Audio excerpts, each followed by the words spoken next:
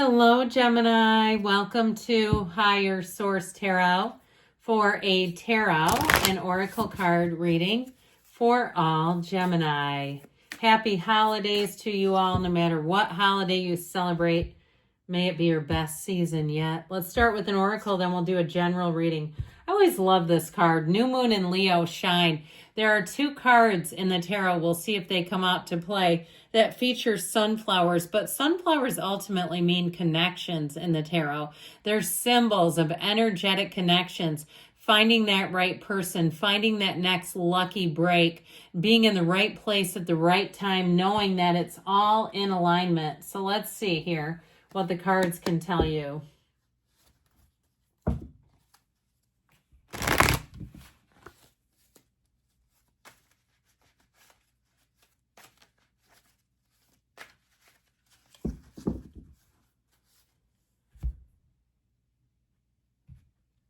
Okay, you have here the Eight of Cups, the hero's journey, moving on with the Wheel of Fortune, one of the lottery tickets. Talk about perfect timing.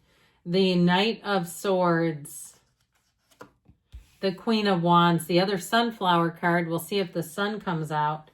You have here the Hierophant, the Three of Cups, the Ten of Swords, and the Star. I'm liking it. Now, we didn't get the sun, which I would have enjoyed with the sunflowers, but you do have three major arcana, and they look pretty darn good. We have Aquarius, Scorpio, Taurus, and Leo is here. We have air, water, fire showing up for you.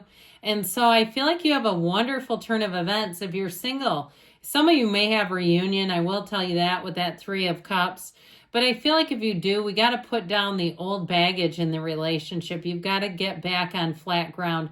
And even before you leave a relationship, because you do have an ending here, I feel like it's like you got to be on flat ground so that you know that it wasn't an impulsive move, so that you know you were in a level-headed space and you did the next right thing.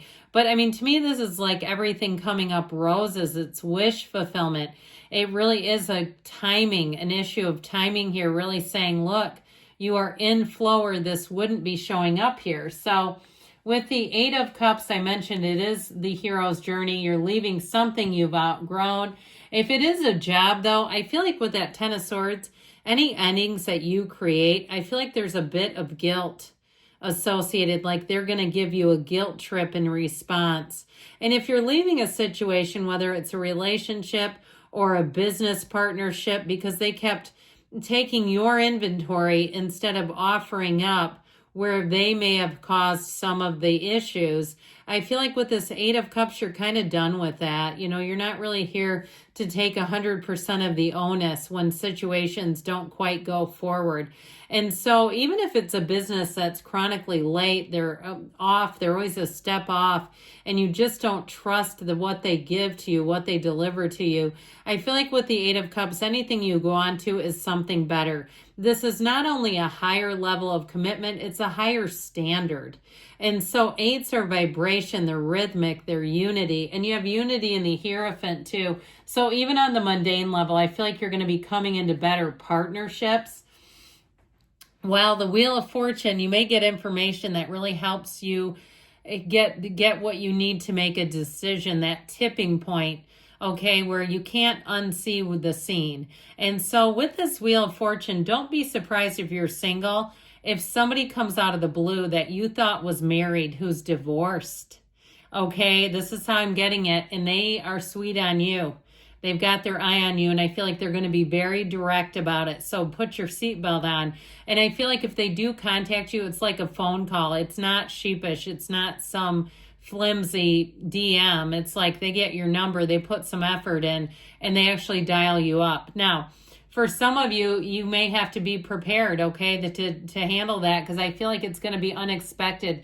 It's like somebody you know from another situation, whether it's business or work or something, you know, and you think they're calling you about something work-related, and all of a sudden they're like, you're the most beautiful being on the planet, and you're like, what the hell? Hold the phone, Joan. I had no idea. I didn't see this coming. So I do feel like you have a secret admirer, and they're going to be direct. So be prepared for that, because I feel like it's going to put you on the hot seat a little bit.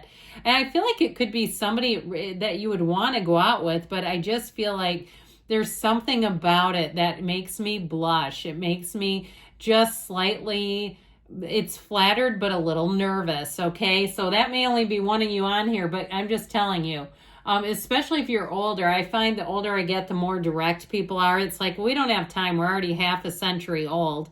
So you want it, you don't want it, never mind, I'll keep it moving. But if you're in that generation, like you're a Gen Xer, you got somebody coming in, and I'm telling you, they're going to be bold. Now, I told you it's your time to be bold, or maybe I didn't, but if I didn't, I'm telling you. Calculated risks, being driven to success. This kind of energy, though, when it shows up, can cause you to not be very flexible. So you get your eye on the prize, you're driven to success, and you just don't have much ability to course correct with this, okay? So just be aware of that, because there may be good value in course correcting a little bit, shifting, pivoting, being flexible. This is also like a get out of the way, I'll do it my way energy. And when you do that and you allow it to take over, you can get stuck doing a lot more and find that you'll want more help than you're being offered. So be aware of this, because if you're planning something and you say, no, I've got it, I've got this, I know exactly how I want it, you're going to find that people start to shy away from helping. And it's nice to have help. Now, with this Queen of Wands, I'm telling you, you're going to be a hot ticket item. This Queen of Wands, she's got those knees apart for a reason. There's a sultriness here. And I understand that she is fire energy, but in terms of relationships, they're passionate, they're fiery. You also might have to weed out people who are basically physically attracted to you, because I just feel like your mojo is strong and solid, and they're going to be in the place where they're goo-goo-eyed, okay, where they're looking at you, and it's mainly that physical piece. So if you say, look, I'm spiritual, they're super religious, it's not going to work. You know, where you can see there's some things that you just immediately say no to. Again, take the flattering comments. You can always use that. I mean, it's not going to hurt anything. But I also feel like, too, you got to stay true to yourself with this. Now, in general, in terms of a relationship, though, there is chemistry here. So some of you, too, some of the nuts and bolts, some of the, you know, the things that are important in a relationship, you may be prone to overlooking, like political affiliations, religious things, stuff like that you say over time that could be problematic, but in the moment I'm going for it. I just keep getting that sort of tingly chemistry. So I'm just saying it. I'm giving you what the cards are giving me. Now, you do have a marriage here, and I will tell you there's some very famous couples, especially in the political realm, who don't see eye to eye, but they have marriages that seem to work. Now, with this energy, it is unity. It is coming together. And it is an energy, too, though, in terms of integrity. So I feel like they're reminding you to stay integrous, to be in the place where you don't give mixed signals to people that you truly are not interested in. Now, with this energy of the Hierophant, it is a time and a place for really coming together, bringing people together. And so these are devotees, okay? They're devoted to union. And so with this Hierophant energy, it's also a time of deep spirituality. So going within, meditating, that will all bring in clarity and alignment and help you see the path. It's also a card of higher education. So some of you may have an opportunity to sharpen your skills and even teach others. And I feel like if you're teaching others, they're going to be very interested in what you have to say.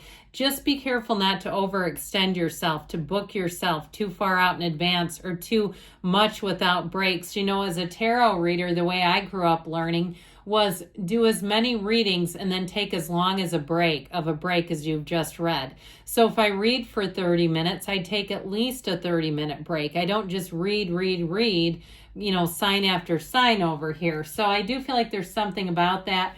This Three of Cups brings in celebration, merriment, conviviality. Watch out for drinking too much in this. I'm just going to tell you, because all of a sudden you're drinking some fruity drink and you don't realize it's like the potency of Everclear, and the next day, man, your head is letting you know. Now, I will say in terms of relationships, I told you, if you have one you keep kind of going back to, because the chemistry is there. I feel like this is also a little nudge to evaluate. Is there more than just chemistry? Is there more than just those tingly sensations? With this Three of Cups, though, I do feel like in terms of attracting new relationships, you have an engagement and a marriage. So I do feel like you have something that does work here.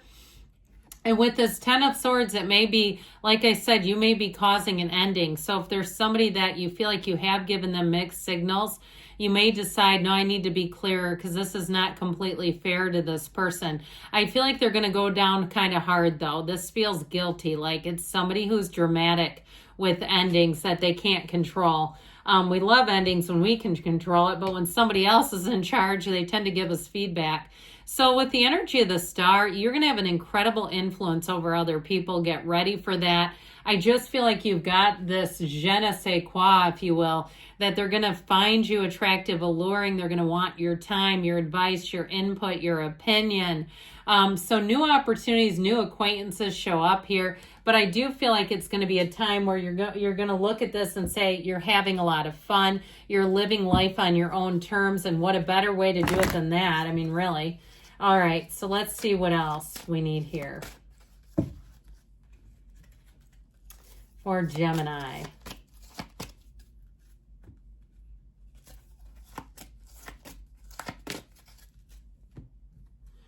Trust the universe feels your energy and wants to bring in your heart's desire, recovery, mind, body, spirit.